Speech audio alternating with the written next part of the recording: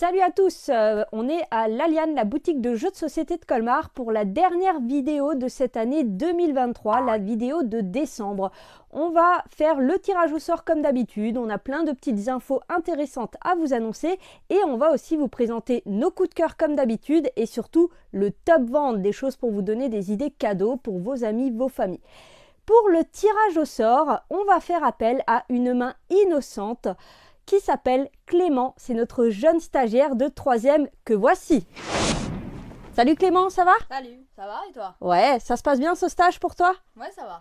Je suis sûre que vous êtes en train de vous dire derrière votre téléphone ou votre ordinateur que vous auriez rêvé en 3e de faire votre stage dans une boutique de jeux de société. Et ben voilà, Clément a la chance de le faire et c'est vraiment chouette, c'est une belle expérience pour nous aussi. Du coup, main innocente, je te laisse tourner la boîte pour le tirage au sort d'Aventurier du Rail. Tu vois, il y a un petit trou, on n'a jamais menti. Hein. Tutouille, tutouille, tutouille.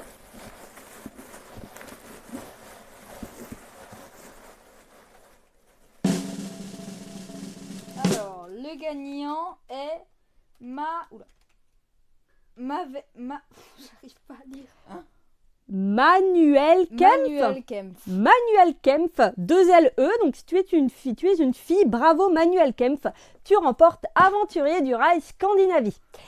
Pour le mois de décembre, il n'y aura pas de tirage au sort via cette boîte parce que pendant décembre, vous avez tous besoin de vos tickets de caisse en cas d'échange, en cas de cadeau. En plus, on a énormément de monde en caisse, donc on n'a pas forcément le temps d'expliquer le jeu concours.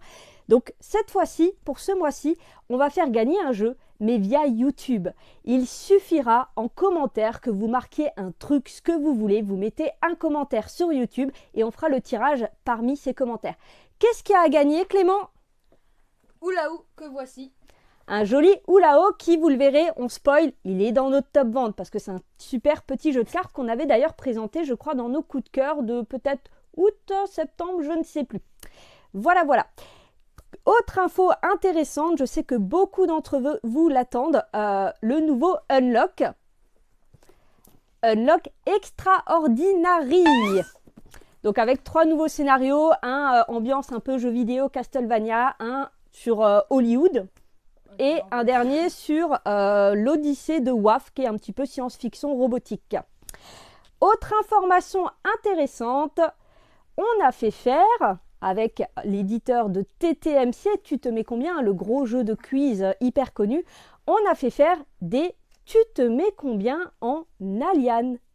Donc si vous voulez, si vous avez le jeu, si vous comptez l'acheter, venez nous demander une carte tu te mets combien en Alien. Il y en a 200 je crois, bon, on a déjà donné quelques-unes, mais du coup voilà, il y a ce qu'il faut, ne vous pressez pas, mais n'oubliez pas. T'es encore là toi? C'est bon, merci, on t'a assez exploité, salut. Les Secret Santa, vous savez ce que c'est? C'est le principe de faire des petits cadeaux à tout petit prix à vos collègues, à vos amis. On a tiré au sort quelqu'un et on doit lui faire un cadeau. Du coup, on veut des tout petits cadeaux. Eh bien, on a ce qu'il vous faut. Alors, n'hésitez pas à venir nous demander. On vous conseillera des tout petits jeux parfaits pour ces Secret Santa. Dernière information, les listes de Noël, n'hésitez pas à nous envoyer un mail ou à nous passer un coup de fil en nous disant on veut ça, ça, ça comme jeu, on veut des emballages cadeaux, on vient tel ou tel jour et du coup on vous prépare tout ça, ça vous fait gagner du temps en caisse, ça nous fait gagner du temps en caisse, ça vous permet d'être sûr de vous assurer les jeux que vous voulez. Liste de Noël, envoyez-les nous et nos petits lutins les prépareront. C'est moi le lutin? Bah oui! Premier coup de cœur pour un jeu pour les enfants à partir de 6 ans, Mysterium Kids, une adaptation du célèbre Mysterium. Vous allez jouer en coopération, vous allez chacun votre tour être le capitaine Boo qui va essayer de faire trouver aux autres joueurs où est-ce qu'il a caché ses trésors dans une maison hantée. Le joueur qui est le fantôme va donc récupérer le tambourin, il va piocher un numéro 3, la carte chat qui fait ses griffes et la carte que je vais devoir faire deviner aux autres. Pour ça, ils vont fermer les yeux et moi je vais me servir de ce tambourin pour recréer un son. Donc le chat qui griffe, je pourrais faire... Je peux utiliser le bois aussi. Ah, c'est pas mal ça. Pour faire le cœur qui bat, je pourrais faire... etc. Et donc les autres joueurs, quand ils ouvrent les yeux, ils vont discuter entre eux et essayer de dire « Ok, alors on a entendu ça, on pense que c'est le chat qu'elle a essayé de nous faire deviner. » hyper simple, très ludique au niveau du tambourin et même pour les adultes, c'est super sympa à jouer. Deuxième coup de cœur avec Bestioles en guerre, un jeu spécialement pour 2 joueurs avec des règles super simples mais avec une profondeur tactique qui est super addictive. Chaque joueur va recevoir 6 cartes, on ne jouera qu'avec 6 cartes et chacun son tour, on va devoir jouer une carte. Les cartes vertes se jouent forcément dans ce qu'on appelle les théâtres terrestres. Les cartes bleues vont se jouer dans le théâtre maritime. Chacun son tour, on va jouer une carte. Ces cartes ont des petits effets qui vont pouvoir complètement changer un petit peu la donne. On peut aussi retourner une carte et ça fait un petit joker qu'on met n'importe où mais qui a moins de valeur. Certains effets nous permettront finalement de les retourner et de recréer la surprise sur ce qui peut se passer. L'idée, c'est de conquérir les théâtres.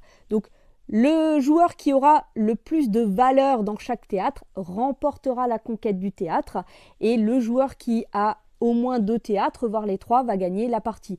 On peut aussi battre en retraite quand on sent que c'est un petit peu perdu. On peut dire allez, on arrête les frais maintenant et potentiellement l'autre joueur marquera moins de points que si on était allé jusqu'au bout.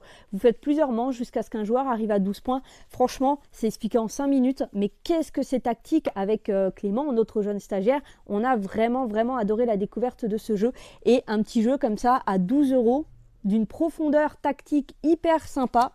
Moi, je signe tout de suite. Troisième coup de cœur pour ce mois-ci, Clockworker. On est sur un thème post-apocalyptique. La technologie ultra développée des hommes ont complètement détruit la planète. Du coup, ils se barrent sur une autre planète sans doute faire la même chose et ils jettent à la casse tous leurs petits robots qui, plus tard, s'éveillent et disent on va reconstruire le monde, on va remettre en marche les usines. On pourrait le rapprocher un petit peu d'un Splendor dans la mécanique qui monte en puissance avec des règles à peine plus compliquées qu'un Splendor, à peine, mais par contre avec vraiment une montée en puissance.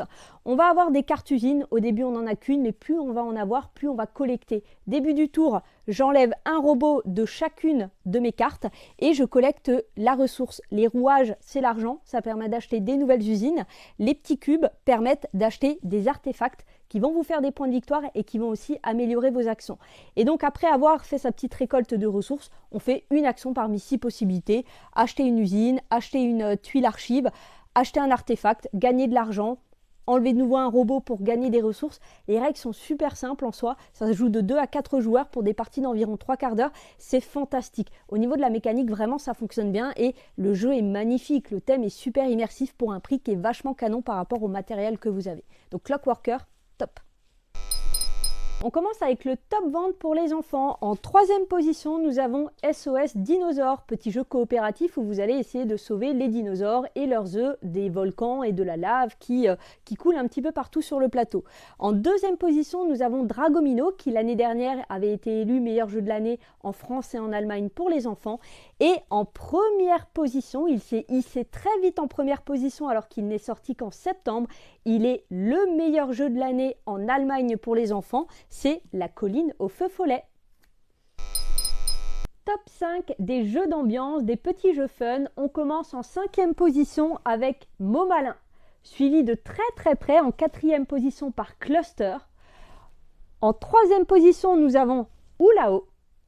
En 2e position, nous avons Packet Chips et en première position, très loin devant la 2e, pour la 3e année consécutive, nous avons le fameux Skyjo ou Skijo ou Skiljo. Chacun a sa manière de le prononcer, on s'en fiche. Le but, c'est qu'on sache de quoi on parle avec ce jeu.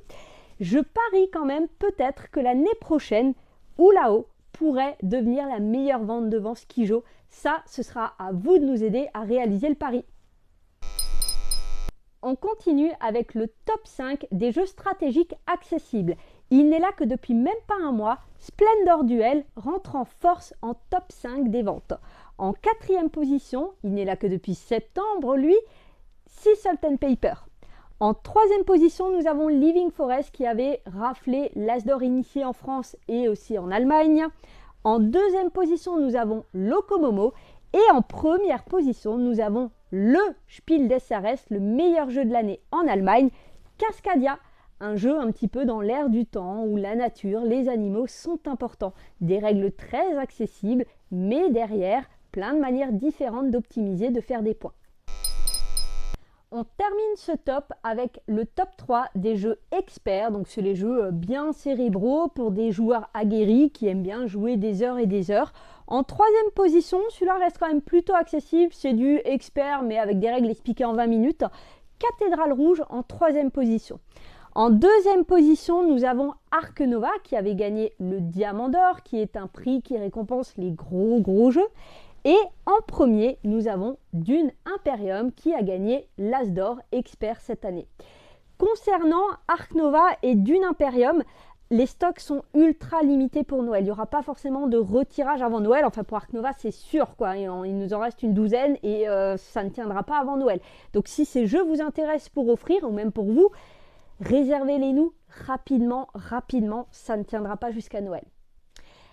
Du coup, pour vos cadeaux de Noël, pensez à nous, pensez à vous faire conseiller. Cette année, pour la grosse période, on sera 3. On fait venir Antoine le Barbu, qui travaillait avec nous autrefois et qui de temps en temps travaille encore avec nous, parce que on n'est pas de trop de 2 à conseiller et Alissa qui ne bouge pas de la caisse tellement il y a de l'affluence tout le temps.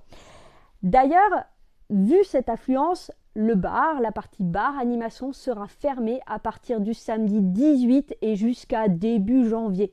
On ne peut absolument pas gérer d'être 15-20 minutes à table pour faire des explications de règles alors qu'on a 20 personnes dans la boutique qui ont besoin de nous pour savoir quoi offrir à leur famille, à leurs amis. Donc malheureusement pas de partie bar pendant les vacances scolaires à partir du samedi 18. Mais on reprend début janvier. Allez, on vous souhaite de très bonnes fêtes. À bientôt!